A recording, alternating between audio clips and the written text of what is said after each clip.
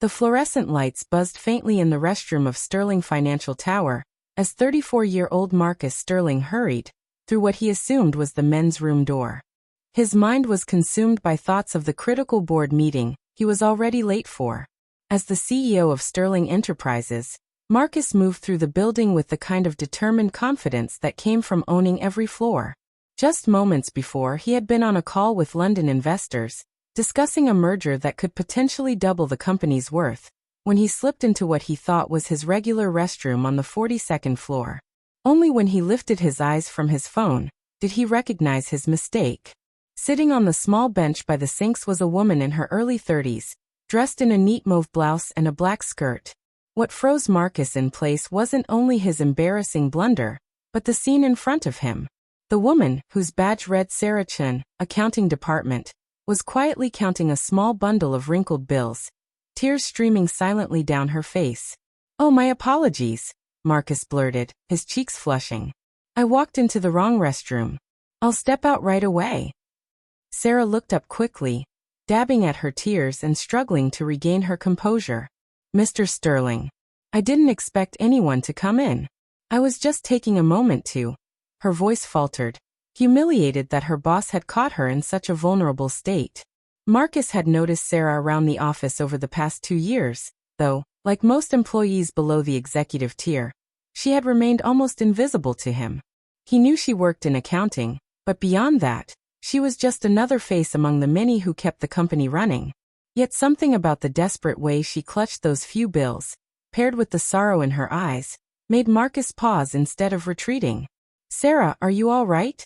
he asked softly, his business agenda suddenly slipping from his mind. Her face crumpled as new tears welled up. "I'm sorry, Mr. Sterling. I know I shouldn't be dealing with personal problems during work hours. I'll head back to my desk immediately." "Please don't worry about that," Marcus replied, surprised at the concern he felt for someone he barely knew. "What's going on? Is there something I can do?" Sarah met his eyes with the desperate hope of someone who had nowhere else to turn. "I was just trying to see if I had enough for bus fare home, and maybe a little for dinner. My daughter Emma is at the after-school program, and I have to pick her up by 6. They charge a late fee I can't afford." A weight shifted in Marcus's chest as he began to understand the reality of her situation.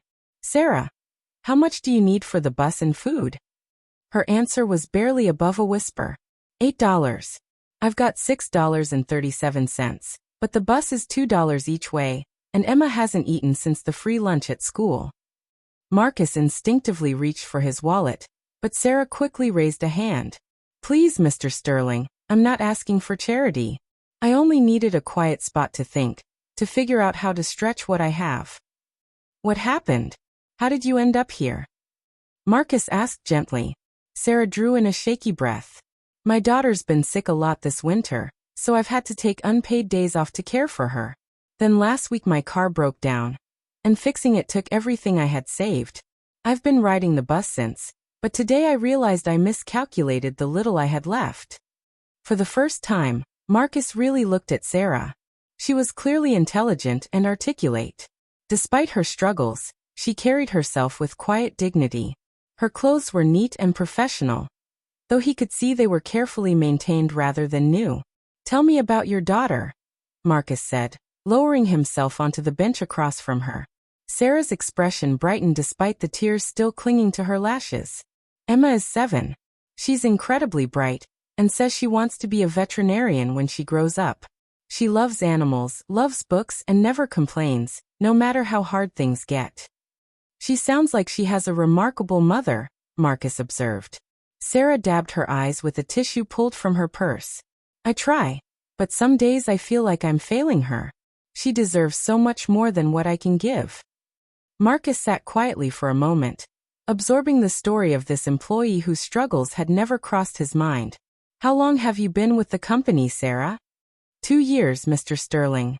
I started in data entry and eventually moved up to accounting.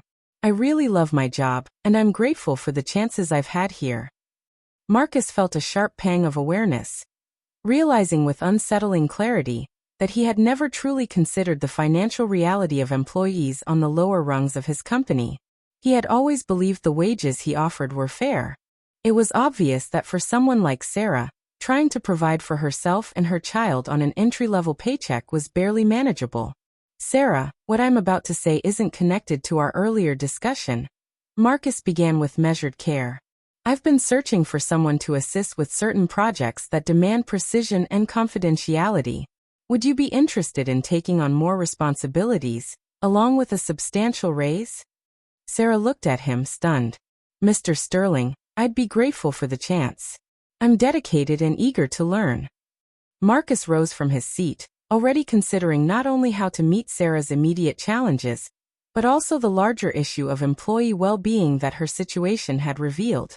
Sarah, let me have a car take you home tonight. And on Monday morning, come to my office first thing so we can go over these new duties. Mr. Sterling, I can't accept a ride. That's too much, she protested.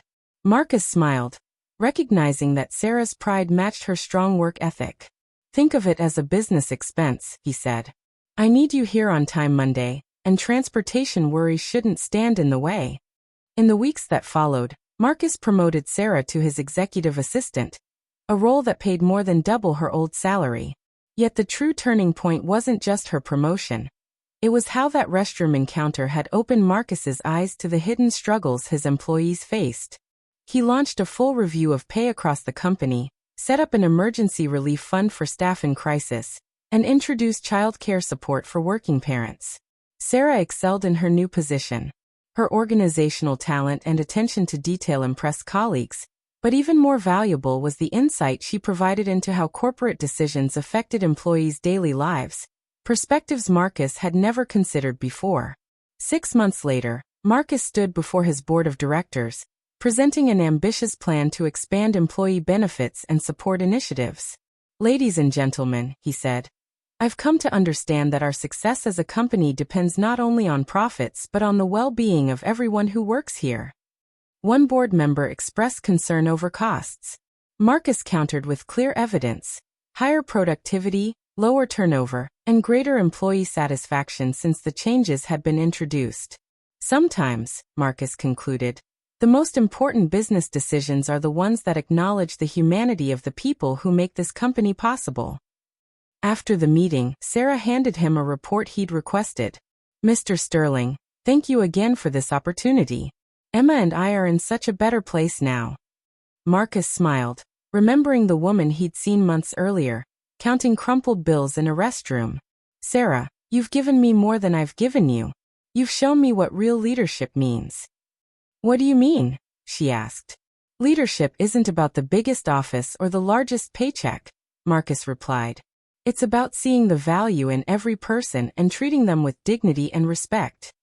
2 years later, Sarah had risen to become Director of Employee Relations, a role Marcus created specifically to ensure no one else would face the desperation she once had. Emma was thriving at school, and Sarah had become one of Marcus's closest advisors. At the company holiday party, Marcus watched Sarah laughing with colleagues and their families. Emma, now 9, was happily playing with the other children, her face glowing with safety and joy.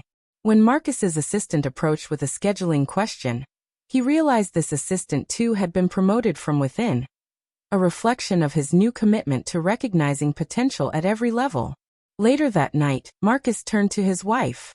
You know, he said, the best thing that ever happened to this company was me walking into the wrong restroom. His wife laughed. Not something I ever expected to hear. Marcus smiled, reflecting on how a simple mistake had reshaped his entire view of leadership and responsibility. Often, he thought, the most important lessons come from the least expected encounters. Sarah had shown him that true success isn't about personal gain, but about helping others succeed alongside you. What began as an awkward restroom encounter had become the cornerstone of a culture rooted in compassion and support. Marcus realized that genuine wealth is measured not by what you keep for yourself, but by what you enable others to achieve. And Sarah had learned that when it feels like there's no way forward, sometimes an unexpected door opens, not just to financial stability, but to the realization that your worth reaches far beyond your current struggles. Marcus often reflected, our biggest mistakes can become our greatest turning points, revealing connections and insights we might never have found if everything had gone exactly as planned.